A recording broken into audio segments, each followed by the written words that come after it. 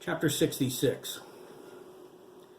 40 Annie Potts Road was a red, immaculate, two-bedroom raised ranch.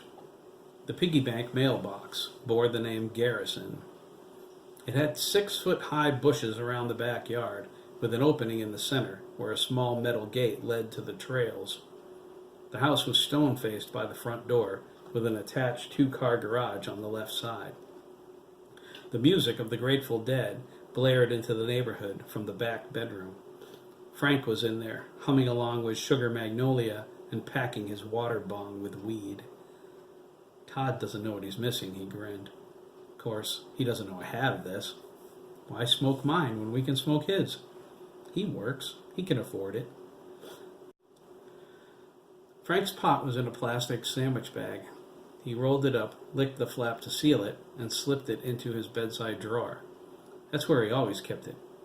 Francis and Vicky Garrison knew it was there, but they never bothered it. Vicky told him it was an excellent place to keep it, right next to his head. They kept their stash in the same place in their room. The owners of Garrison Limited, a clothing store in the Buckland Mall in Manchester, were fierce potheads. So was their son. The house was Frank's today. His mother and father were at a seminar in Boston and weren't coming home until Saturday night.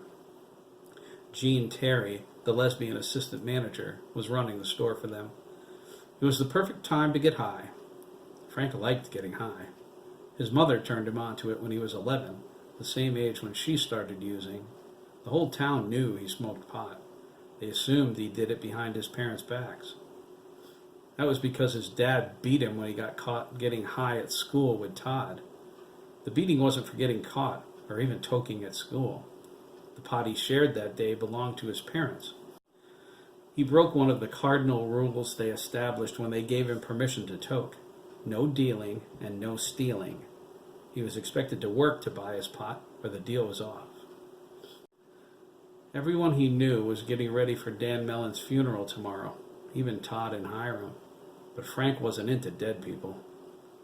Todd said he could stay with him at the farmer's tonight if he wanted, even though he was still pissed about the McKee Copeland thing, but Frank passed until next week. He invited him to come here instead. Frank had something planned that was no good for Hiram's place, although he stayed at the farm a lot. He'd been going there with Todd since he was 10. Hiram was a grumpy old dude, but he let Frank get high right in his living room. Plus, he always let Frank have the guest room. Hiram made Todd sleep on the couch. Was that cool or what? I wish you'd get some better Kool-Aid, Frank mumbled. That generic stuff is nasty. Frank stoked up his water bong, sucking hard on the mouthpiece.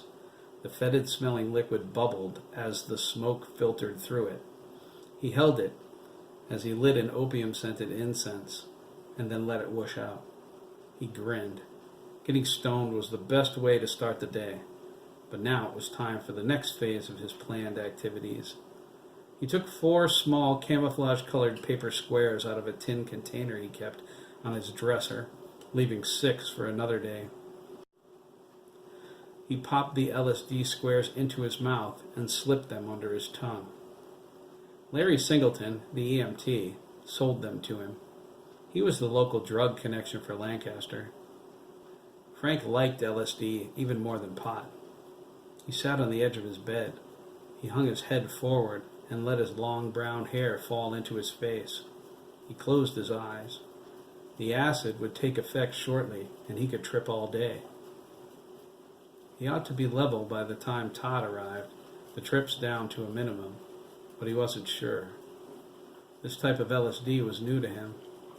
He never dropped it before, but Larry said it was great. He had to trip now since Todd didn't do acid. Frank didn't like tripping around people who weren't tripping with him. It always brought him down. He felt the drug beginning to take effect, and he laughed a little. This is going to be great, he thought. The music from his Bose Sound Dock 3 stopped playing. Frank lifted his head and opened his eyes to check on his iPhone. His heart leaped into his throat when he saw Sam Stone's ghost sitting at the edge of his bed, staring at him. "Hi, Frank," Sam said. His breath smelled like rotten meat. Sam's hair, clothes, and his New Balance running shoes were filthy and wet with blood. There was a large bruise in the middle of his chest, shaped like a fist. His torso was riddled with stab wounds. "Holy crap!" Frank cried, jumping back on the bed against the wall. His heart hammered beneath his rib cage. "Bad trip!" A chorus of hollow laughter arose. Frank glared around his room in disbelief as the drug blazed to its full effect in his mind. The air swam with liquid unreality. He felt as though he were underwater, yet the water was thick, like mucus. Sam wasn't alone. He brought an entourage of dead boys with him. Frank counted them as they distorted out of view and focused again. There were 17 ghosts spread throughout his room. They were different ages, but they were all young. Frank wasn't worried. Their sudden appearance startled him, but he knew how to handle things when he was tripping, and quickly calmed down. A few of them looked familiar. He knew if he relaxed, he would mellow out. When he saw Dan Mellon, he almost jumped out of his skin. "What's the matter, Frank?" Dan asked. Fresh blood stained his mangled body. "Never seen a ghost before?" "No way!" Frank exclaimed. He grabbed the tin with the paper squares in it and dumped them into the trash can. He spit the ones out of his mouth. "This is crazy! You're dead, Mellon! The whole town's getting ready for your funeral!" "We know," Dan replied. "Right, guys?" They nodded, never taking their eyes off Frank. Frank thought he was going out of his mind, but then something dawned on him. "Duh! Where's my brain? I'm tripping." He saw freaky things before when he was on acid. This was no big deal. He just needed to chill and let it ride. He could handle it. The more he thought about it, the more ridiculous it seemed. Of course Dan was here. Frank was thinking about him a minute ago. He didn't know many of the others, but he knew Sam. There was a kid in the corner by the door that looked like Bobby Jones. The top of his head was missing. His brain cavity was empty. He ran away or something. Frank ought to recognize him. His mother put pictures of him all over town. Ian Sturgis he knew, the punk-ass little bitch. "Hey, screw you, Garrison!" Ian cried, his angry voice hollow. Frank felt nauseous. Ian looked awful. His neck was a tangled mess of torn veins and tendons. There was blood all over the front of his shirt and in his hair. His dimples were gone, as if someone had cut them out, and he smelled like vomit. "Wait," Frank exclaimed. "You hurt me?" Ian shook his head while the other boys laughed. "He's a genius," the red-headed twin by the Bose Sound Doc 3 said. "Einstein," his brother echoed. Their voices were empty. Whatever kind of acid he dropped, this was wild. Frank burst out laughing. The boys grew cold and angry when he did, except for the little one. He sat on the edge of the bed on the opposite side.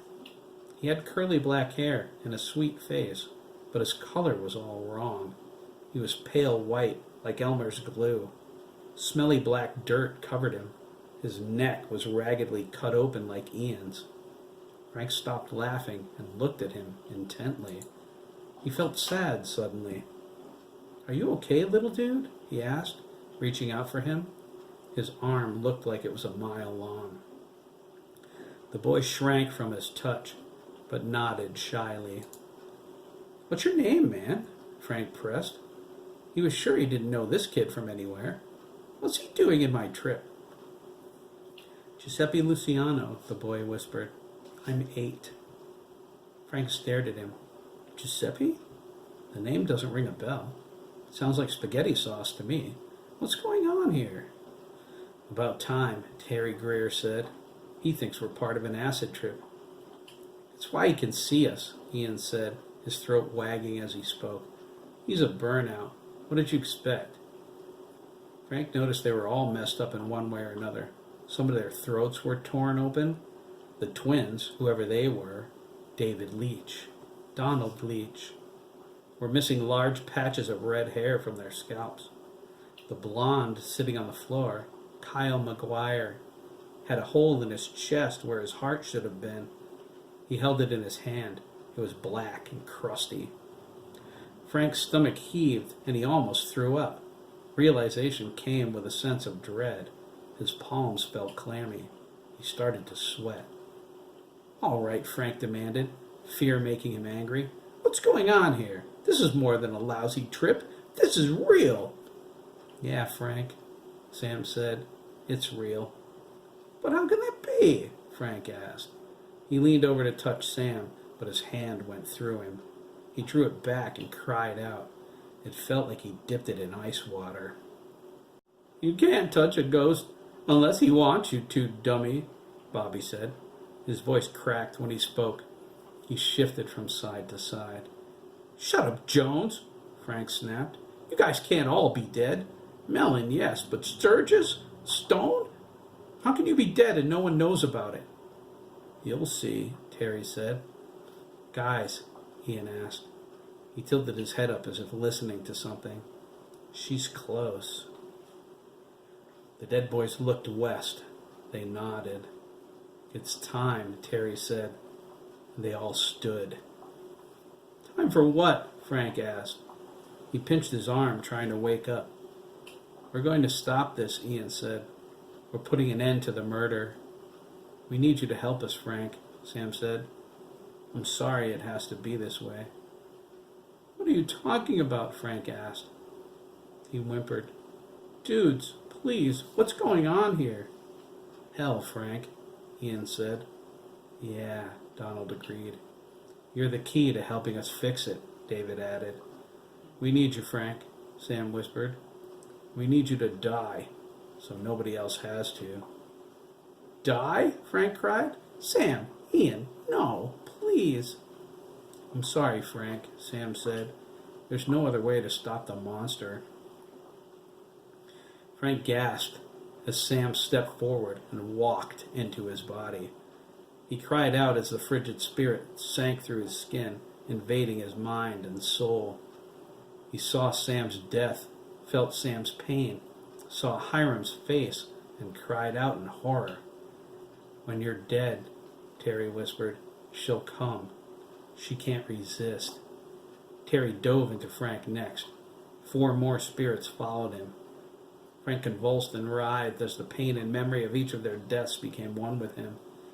"When she takes your sample, she'll take us too," Bobby said. "But it'll be worth more power than she bargained for." "No," Frank struggled. He ran from his bed but fell to his knees. "Please." "It's too late, Frank," Bobby said. "I'm sorry. We all are." Bobby sank into him. The remaining boys rushed Frank like a foul-smelling hurricane. They tore into him without mercy, invading his body. Frank experienced all of their pain and deaths at the same time. His sanity crumbled. His scream became continuous. He held the sides of his head. He leaped onto his bed and dove out the window, trying to escape. The pane shattered. Shards of glass sliced into his body. He landed face first on the grass. A jagged sliver entered his head through his left eye, and it popped. He sank down on it, his body jerking, his hands clawing the grass. He died with a shocked expression on his face. Miss Adler screeched to a halt on Wicked Avenue. She made a U-turn to Route 41 and pulled onto Annie Potts Road. She parked in front of the Garrison's house and stepped out of her Mercedes. She walked to the backyard and stood next to Frank's body with her hands on her hips. She stared at him, confused. She felt his death as she drove by, but she couldn't believe it. She reached into her skirt pocket for a syringe. She inserted the needle into Frank's temple and drew the pinkish liquid from his brain. "Mein Gott," Miss Adler cried. She thought, "It filled the syringe to the top. It's 10 times the amount I have ever collected." She wondered what trauma caused him to commit suicide. Did it affect the production of the fluid? She sniffed near his mouth. Marijuana. Did that cause the chemical to surge? If everyone had this much, I would only need half of the boys Hiram killed. She capped the syringe and slipped it into her skirt. She removed another. She stabbed it into his wounded eye and filled it with blood. I will run a drug screen and see if marijuana was all he used. This bears further study. She walked around the side of the house, but paused, listening. Children laughing? I sensed no one near. She shook her head. She climbed into her Mercedes and sped away. Giuseppe Luciano walked out of the closet he'd hid in when his fellow spirits attacked Frank. He slipped through the door to get away and cowered in the darkness. They were doing bad things. They were breaking the rules. Giuseppe wanted no part of it. He sat on the edge of Frank's bed again and wept. He was asleep somewhere in the cool black ground. He was waiting for something, someone, but he woke up scared and all alone. The others made him go with them. They are angry, Giuseppe thought. Why couldn't they leave me alone? Why did I have to wake up at all? Giuseppe sensed the presence of another spirit. He jumped up, intending to run away. A firm hand grabbed him by the shirt and spun him gently around. Giuseppe gasped, but then relaxed, sensing the goodness in the ghost before him. You scared me, Giuseppe whispered. I thought you were one of them. I didn't mean to do that, lad, Craig Dougan smiled. After all, I need you to help me. It wouldn't do to have you scared of me, now would it? Giuseppe shook his head. Wade took Giuseppe's hand and led him away through the garrison's back wall.